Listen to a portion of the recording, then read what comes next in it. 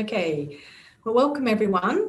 First of all, I'd just like to acknowledge the Gadigal people, the traditional owners of the land on which the library is built, and to pay my respect to elders both past and present of the Eora Nation, and extend that respect to any other Indigenous visitors. Thank you for tuning into this exclusive talk for the Friends of the Library. As friends, you have the unique advantage of being in touch with what we collect and what we do here at the library. We thought we'd have something special for you to celebrate Christmas, drawing on our unique collections and also some treasures that I've found on other sites. If you'd like to share these experiences, you can give a gift of membership to a loved one this Christmas. Also, if you have any questions, please enter them on the chat button and I'll try to answer them at the end of this session.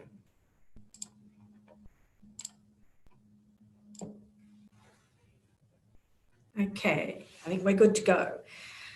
This was a really lovely treat for me at the end of this year, like no other, to be given the opportunity to think about Christmas and how we've celebrated it in the past. And we're not alone in sort of, oh, sorry, I've skipped there. Let's get to the right slide. This has been a really different year, as I say, and all the major retailers in Sydney have really recalibrated and thought about nostalgia and what Christmas this time will mean for people, many who haven't been able to gather at all this year and for whom hopefully Christmas will be an opportunity to bring families together. So I do encourage you to go on to YouTube and to follow the links to some of these Christmas presentations, because they really are quite new, and I think it's a different way of retailers thinking about Christmas, some of them in a very nostalgic way. But I'm taking you back today to 1950 and 1940. So Sydney was a very different place at that time, but we still decorated the city in a great way. And I just wanted to read a few snippets from some of the newspaper clippings of the day. This one from Sydney Morning Herald. It's the beginning of that Christmas rush again. And now that it's here, aren't we all secretly a little glad?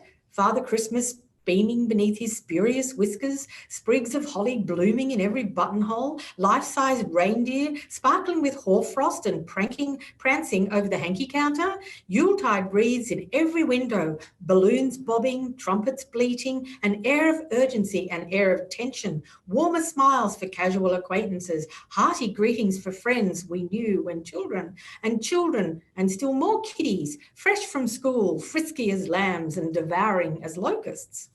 Well, there you go. That's a description of Christmas. So in Australia, of course, the trappings of the Northern Hemisphere's white Christmas were very soon replaced by early Australian colonists with outdoor recreational activities like family picnics and going to the beach. Markets, fireworks and illuminations were other ways that the city was enlivened during Christmas, along with decorations of Christmas bush and ferns and tree boughs that were all spread around the city. The first Christmas card was sent in 1843 in England, and that didn't take long to catch on. By the 1870s, Australian publishers had begun to publish Australian Christmas card designs featuring native flora and fauna alongside traditional European Christmas imagery. And you can see a story about Christmas cards in the State Library's site collection on our website. So Christmas decorations, including native flora, Christmas trees, tinsel, baubles, have been used to decorate Sydney's streets and buildings since the late 19th century. And decorations were one way to encourage Sydneysiders to visit the shops in the centre of the city for their Christmas shopping, particularly from the early 20th century onward, and were also used to inspire charity. So you can see in these shots here the huge Santa that was used to on the outside of Walton's, which of course was on Park Street opposite where Woolworths is now and opposite the Sydney Town Hall. So huge, enormous decorations. I sort of miss those. It's a shame this is a black and white shot because you imagine he would have been in a very vibrant kind of red and white suit. Also in the 1960s, there was the Martin Place Christmas tree was actually in Hyde Park. The installation of the Christmas tree in Martin Place didn't happen until after Martin Place was closed to cars and converted to the pedestrian-only space in 1971. So this huge charity Christmas tree was associated with the annual Carols by Candlelight celebration, and it was the Carols by Candlelight was begun in 1946, and the tree used to be near the Anzac Memorial, but by the 60s it had moved up to, you can see from this photo, it's near the Archibald Fountain. Also, at this time, the tree was live. It was actually chopped down and brought into the city, and the lights were lit by the Lord Mayor. But so from 71 through to 75, when the tree moved to Martin Place, the tree was still real. And these specimens were acquired through the New South Wales Forestry Commission, usually from the forests near Lithgow, and they were transported to Sydney at great expense and erected in a specially designed base and appropriately decorated. However, this actually caused quite a lot of problems. They dropped needles, and councillors received complaints from conservationists. So from 1976, the Sydney City Council has approved a 21.1 metre tall artificial Christmas tree, which was installed in Martin Place. And there's a great PowerPoint, so they can plug it in, all the lights can go on. So that was just a bit of, whatever. There was also a lot of encouragement at the time, because they were trying to drag people into the cities to do their Christmas shopping, encouraging people to go early and to shop between outside of peak hour, so that there wasn't too much demand on public transport of the time. And these are two fabulous posters from the 1940s that are encouraging people to travel off peak and to shop early. And you can see from these fantastic images just the sort of press of people. These are taken from actually the National Film and Sound Archive footage that they shot of the Christmas crowds. And again, you can look at a lot of these things on YouTube. It's a fantastic way to really get a sense of the past, moving footage of the past. And the colour is fantastic. They also encouraged people to post. So in those days, of course, people were still sending Christmas cards and mailing gifts. These days, that probably doesn't happen quite so much unless we have family living far away. But certainly at this time, Christmas cards were a huge thing. And so, people were massed to the counters to buy up their Christmas cards. I think, I love a Christmas card, and I think it would be something, it's a shame we have lost that the Christmas email isn't quite the same. So people coming into the city, of course, the main destination was the department stores. These were the huge family-owned department stores that were set up in the 19th century. David Jones, Mark Foy's, Anthony Horton's, and Farmers. But there were also the arcades, those wonderful arcades that we probably all remember, the Imperial Arcade, the Majesty's Arcade. And then eventually by the 1960s, I actually remember as a very small child being taken to the first summer of the opening of Roselands Shopping Centre. I just remember how hot it was and how I couldn't wait to get out of there. But I'm not really a shopping mall kind of girl. I like a smaller shop myself. But the image in the centre there with the escalators is of the interior of Roselands. Though having said that, escalators were really something that I think most children visiting the city on a day to town in this period were pretty excited by, travelling up and down. I know my mother, I was one of 5, and so we would go on our Christmas shopping trips, and we'd be all in our best clothes. There were 4 girls, and then my brother, he's the youngest. He would always get lost, and we would just always go, well, we know where he is. He's riding up and down the escalators, and no matter which shop we were in, that's where we'd find him. He also used to get lost at the Easter show, but that's another story. So the department store catalogues were a really important way for people to plan their Christmas shopping. Some people, of course, like to buy things at the last moment. And there's this fantastic quote that I'll read out to you.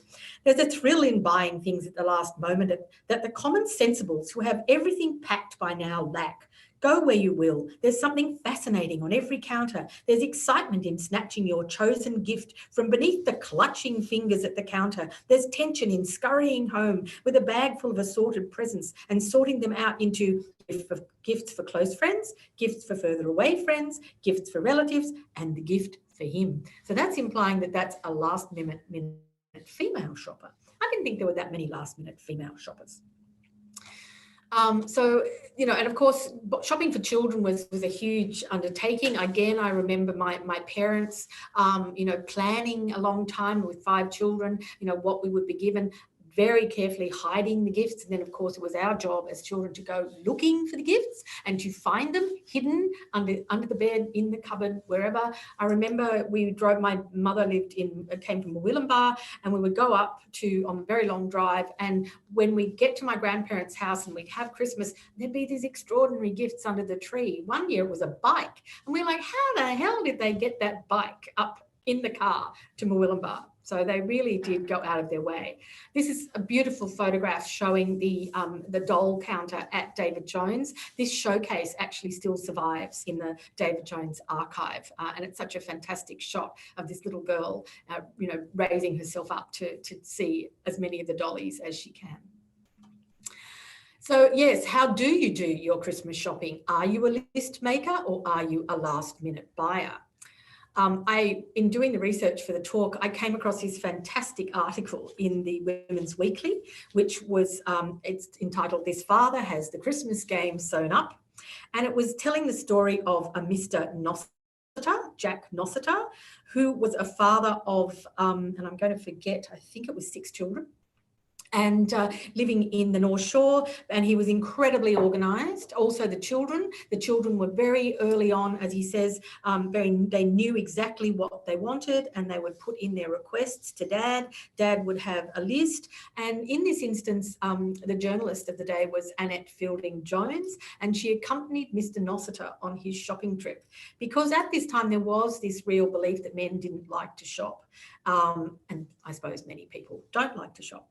So Mr. Nossiter was a past master, and Annette Fielding Jones just couldn't believe how quickly he managed to tick everything off the list. And of course, for many men, the prospect of buying something for their wife in the lingerie department was a bit of a challenge. In New York and in London, they had special nights where they shut the shops to women, and they offered a male only or a stag night, that so the men could actually feel more comfortable going into the women's wear departments and the perfume counters.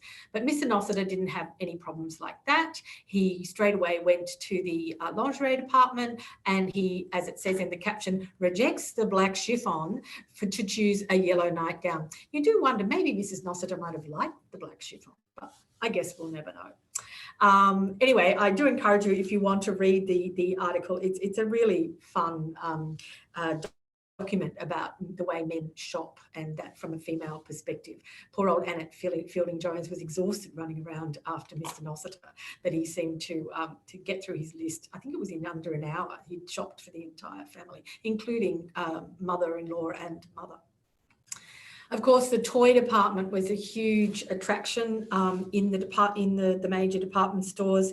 Children looking, and of course, parents trying to buy things without the children realising. There were lots of different, attractions that were put on. In this case, you can see the camel that's been brought in, the animals, and we know, of course, in London, Harrods had a zoo in their department store. And they also used to have guests. So I think it was Anthony Hordens at one point in the 1950s had film stars, people who'd been in the film Treasure Island, had actually made a visit to the Anthony Hordens department store in Sydney. And these are beautiful posters that come from the David Jones archive that I've included in this slide today. David Jones, the oldest running department store in Australia, is still operating under the family, 182 years this year. The store that we know in Elizabeth Street was built in 1927 at the time that the City Circle line was introduced, because it was felt that people coming into the city would be using the train, so it would change the dynamic of how and where people shopped. So they relocated their flagship store to Elizabeth Street. And of course, recently the Market Street store across the road has been sold, and a lot of the facilities, the food hall and the menswear departments, have moved into the Elizabeth Street store. So yet another change in the history of David Jones. I love this image because it shows the perfume counter, very Mad Men, this kind of shot. And you can see that this is David Jones. You can see the embroidered text on the shop assistant's chest, for want of a better word. And don't you love the idea of this? Like, where is the supervisor with the white carnation for all my store inquiries? I want them to bring this back. I think this is a fantastic idea. And of course, the very glamorous woman sitting in the information booth. And then on the other side, there used to be the personal shopping service. Pauline was the name of the personal shopper for David Jones in the 1930s. And you could, she was the representative particularly for country customers. So people could contact her by telephone, and she would be able to make an appointment if they were visiting, or to actually do their shopping for them and package it up and send it to them. So I guess that's the precursor to the online shopping that we know, but it'd be nice to know you could actually talk to Pauline and have, you know, a bit of a convo about what it was you were actually looking for. And you could probably come back to Pauline and say if you weren't quite happy with it either. I love, again, the posters, and this one, a slide showing a father shopping or helping Mrs. with carrying the gifts, the parcels, because in those days, of course, things were packaged differently to the way they are now. Things did come in boxes and paper carrying bags and wrapped in paper that was branded with the stores. There weren't plastic carry bags that we have today. And when you think of the environment, you know, I think we should all be going back to paper packaging, and hopefully that is something that we will see more of. And then the fantastic gift hall with all the different ideas, notions, and that people could be distracted to part with those last few pounds, shillings and pence, I guess, back in these days for the last minute gifts. Oops, sorry. And of course, shopping, how to pay. This was, you know, a big issue for some. You know, you had to stagger. People would budget for Christmas, start saving. Mr. Nossiter says that he's budgeting £5 to cover off on all the gifts that he's buying in 1957. I think we'd spend a lot more than £5 today. But you could charge. There's the David Jones charge plate, and they literally were a metal plate back in the 50s. I remember as a young person going and using my mother's charge plate in David Jones, and I had to have a letter. She would write a letter saying, you know, to the credit department, you know, this is my daughter. She has my permission to use my charge plate in these departments. And then I would, you know, take that in and get a temporary authorization to use the card. And again, departments for men, totally focusing on men's tastes, and also the smart tailored woman in the other image. And of course, another option is lay-by. And David Jones and a lot of the department stores specialised in lay-by, and also price matching. So these were very important services at the time. They still say they'll price match. I've never done it. I suppose it's worth a go. But beautiful graphics that I think really carry the sense of the time. And then look at those crowds. I'm glad we don't have to face, well, I don't have to face those crowds at the moment. Certainly not appropriate. No social distancing. And again, see the packaging. This is all designed by, oh gosh, I'm going to forget the name of the designer, I apologise, but was very characteristic of the time, this international style, and then also the brown packaging on the far right of the screen, which is the earlier style of packaging. And then you can see from the lovely poster the same packaging is being used in that. Yes, it's certainly another way of life. I think many people will remember, you know, the hat boxes, you know, actually buying a hat and then getting it in a hat box. I remember shopping, you know, in the 70s, and if you did lay by, your garment or whatever it was would be put into a David Jones houndstooth checked box when it was put into the lay-by. And I used to lay-by things on purpose just so I could get a houndstooth checked box. But then again, I think I'm probably just a bit silly. Of course, Christmas food was yet another really important aspect of the whole Christmas experience. People would go to the David Jones food hall, and there are some extraordinary descriptions of you know, what would be ordered. So I'm just one of the descriptions. So 2 of the things that contribute most to the spirit of goodwill that reigns at Christmas time are the giving and receiving of presents and the feeling of contentment that accompanies an abundance of good food. Often it's the only occasion in the year when the family is all together and warmed by good food and wine. They forget their differences and laugh heartily at time-worn family jokes that are brought to light year after year. The piece de resistance of Christmas dinner in most families is the traditional turkey or duck or chicken, whichever the case may be. At David Jones, where over 5,000 dressed birds are sold every Christmas, only prime top quality poultry is offered for sale. Young turkeys are bred in the Cowra and River Region districts and transported live to a Turramurra farm where they are then killed. Who knew? Immediately they are killed, the turkeys are cleaned and dressed and weighed and individually wrapped in cellophane and placed in refrigeration chambers. There they are left until the last possible moment and then delivered to DJ's 2 food halls. From the time the birds are killed until they are passed on to the customers, they are handled only when necessary, which is very rarely. David Jones's buyer, with long experience in poultry buying, has selected the most reliable poultry farmers in the state and places his order with them. Only by dealing with someone who knows can he be sure of obtaining the best and youngest turkeys, chickens and ducks bred in New South Wales. Orders for Christmas poultry are being taken at David Jones Market Street and George Street food halls now. All details of price and weight will be given to each customer when the order is placed. All the poultry is brought to the store in the early morning of Saturday, the 23rd of December, and is available to customers on that day only at either George or Market Street, where the order was placed. So there you go. You've got all the details there. They also, of course, had hams and many other important delicacies. And of course, with all this Christmas shopping and the whole thing, it was important to take a break. Now, when I used to travel into the city with my mother, apart from riding on the double-decker bus and going up and down the escalators, the other treat was going to the cafeteria. In our case, we went to the Coles cafeteria, and you would get triangle sandwiches and little salads and, really fancy cordial drinks with straws and things and ice cream. So we loved that. But in David Jones, you could either, in the past, in the 30s, you could go to the lacquer room, which was like a soda fountain and an ice cream bar, or upstairs to the great restaurant.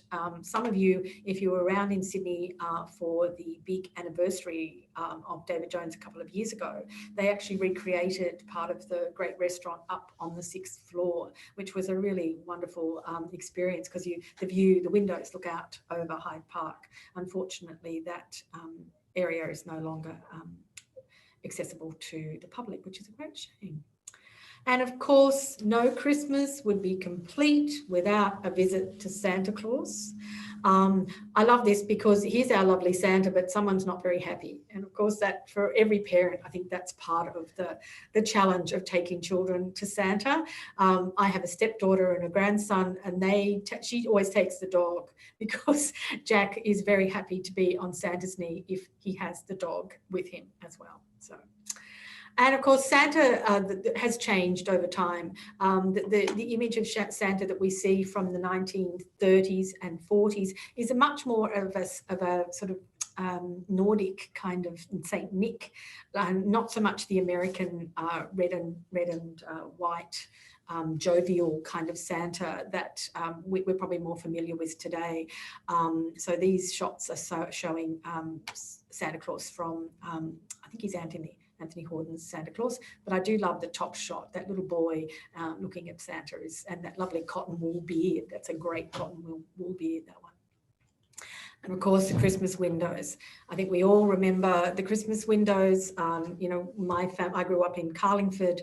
My parents would bundle us all into the station wagon, drive into town, and at night we'd be in our PJs and we'd be there looking, slippers, PJs, dressing gown, faces to the glass looking at the Christmas windows.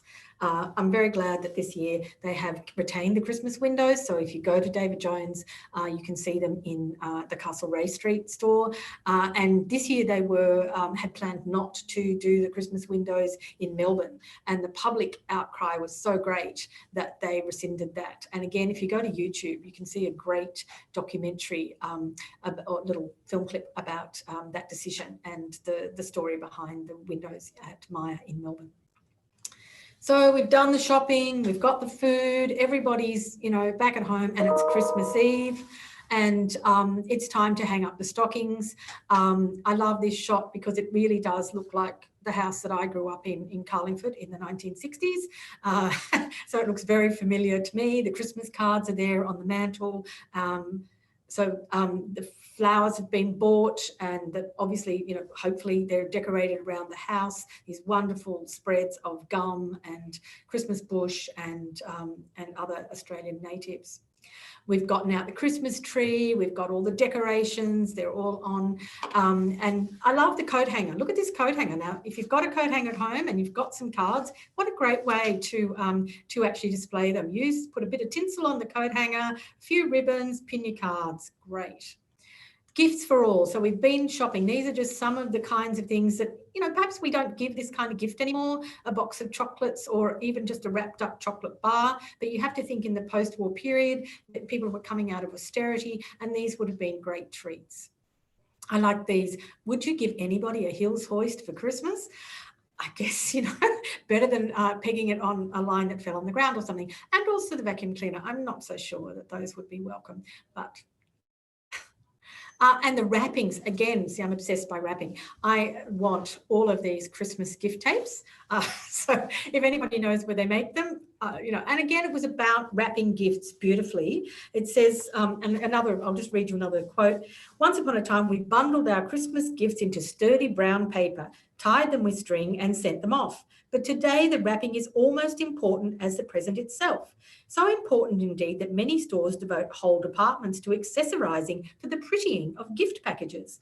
Inexpensive in themselves, these gift accessories give an air to quite a simple present. Moreover, they indicate to the recipient that we have taken time and care on the little gift within. And most of us would rather receive a carefully wrapped trifle than a costly present casually tied over a twist of brown paper. Attractive wrapping is somewhat of an art, so to make the most of the coloured ribbons, seals and star-studded papers which we can provide ourselves, and they provide you with little steps in this article about how to do it, which I think is great. But it does cautionary tale but to bear in mind when adding decoration to the Christmas package. Just don't do too many. Let's be subtle here. Don't overload the package. And of course, preparations for Christmas night, the slice of Christmas cake under the, I like this very minimalist kind of Christmas pot plant that we've got going here. And the Santa sack at the end of the bed.